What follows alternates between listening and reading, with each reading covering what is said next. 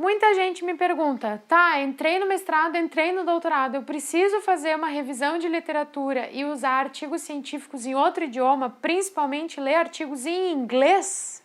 Eu sou a Amália e no Diário de uma Doutoranda de hoje eu vou falar um pouquinho sobre por que a gente tem que ter a mente aberta para aprender um idioma ou saber um idioma e fazer mestrado ou doutorado.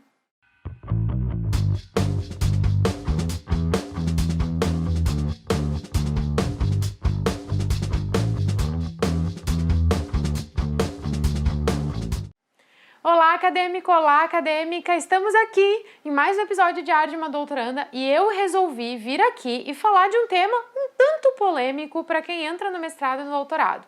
Muita gente entra em contato comigo perguntando: eu preciso fazer revisão de literatura e colocar na minha revisão de literatura artigos científicos em inglês? Por que eu tenho que saber ler inglês? Ou por que eu preciso saber ler outro idioma, como o espanhol, por exemplo? Por que eu preciso olhar a literatura internacional? Eu não posso fazer uma revisão de literatura só com a literatura nacional?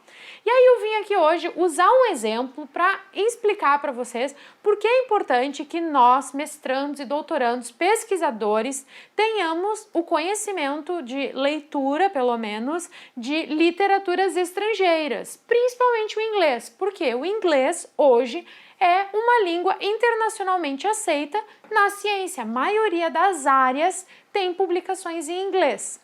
E eu vou explicar o porquê disso. Vou dar um exemplo bem prático do porquê, da importância disso.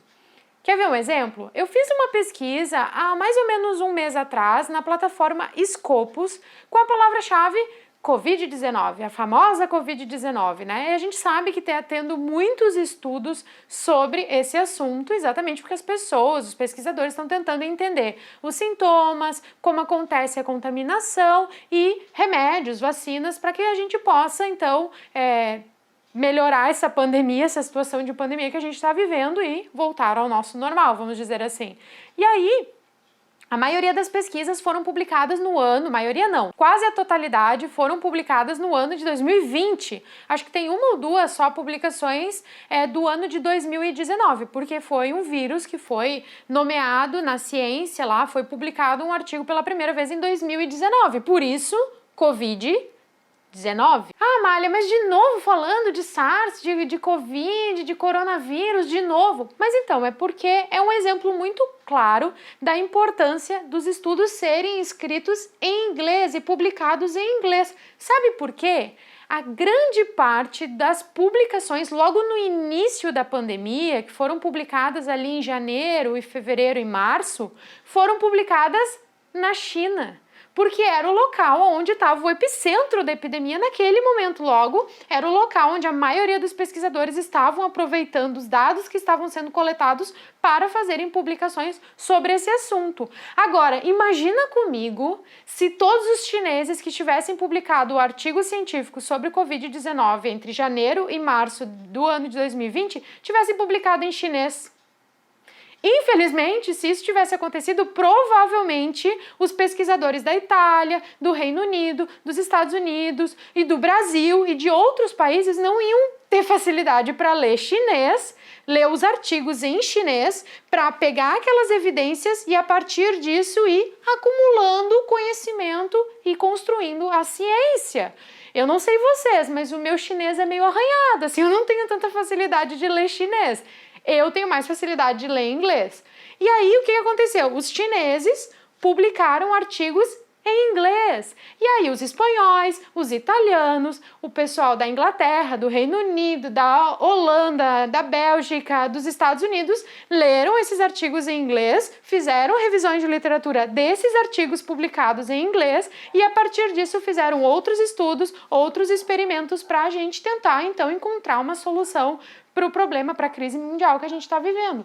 De novo, imagina se os chineses lá no início das publicações dissessem: não, eu só quero publicar em chinês, eu vou publicar em chinês mesmo, a maioria da população aqui, dos meus colegas, só lê em chinês, eu vou publicar em chinês.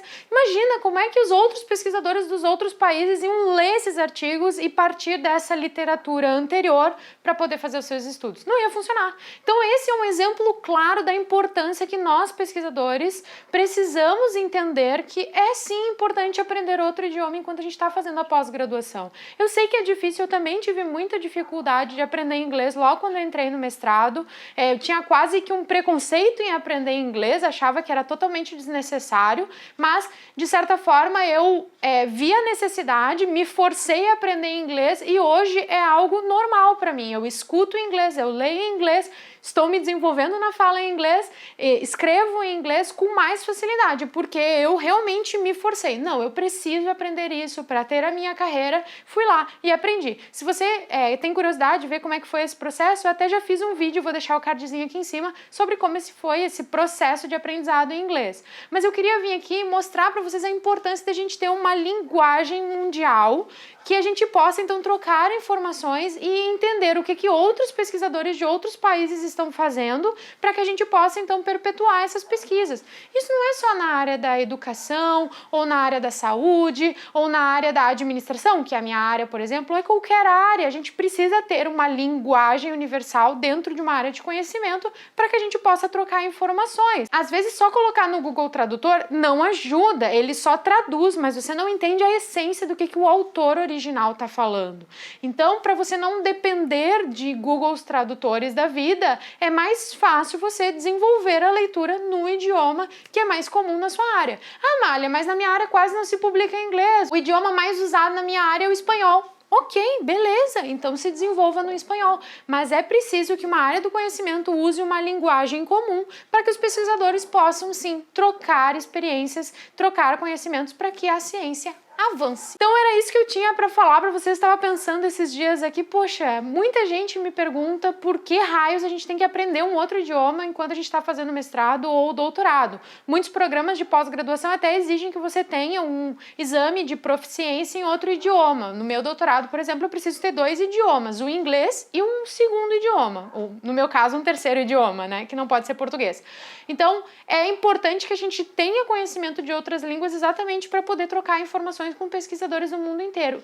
E isso é muito legal porque abre portas para você fazer parcerias com pesquisadores de outras instituições que estão em outros lugares do mundo e até mesmo, quem sabe, viajar e fazer um doutorado sanduíche ou algum tipo de intercâmbio em outro país e ter experiências diferentes, claro, quando tudo isso passar. Espero que você, então, tenha se aberto um pouquinho sobre a possibilidade de aprender um idioma. Gente, não é difícil, não precisa gastar rios de dinheiro comprando livros ou fazendo cursos. Existem várias formas de você aprender um idioma, às vezes até se forçando a ver um filme ou uma série no idioma inglês, por exemplo, sem legenda. No início talvez você não entenda, depois o teu ouvido se acostuma. Ou faça a leitura desses artigos em inglês. Na primeira vez você vai sofrer um pouquinho, de repente vai demorar ali 2 semanas para ler um artigo, mas daqui a pouco você vai ler com facilidade porque você vai ver que as palavras se repetem e você acaba se acostumando com o idioma.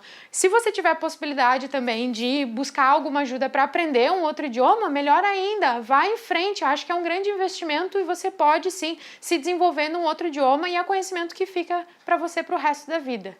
Eu espero que vocês tenham gostado desse vídeo. Se você ainda não curtiu o nosso canal, já curte aqui, já deixa o seu like e sempre deixe um comentário aqui embaixo. Eu gosto de saber como é que tá indo as pesquisas de vocês e, claro, é sempre bom ter ideias de novos assuntos para trazer aqui no Diário de uma Doutoranda. E a gente se encontra no próximo vídeo. Até!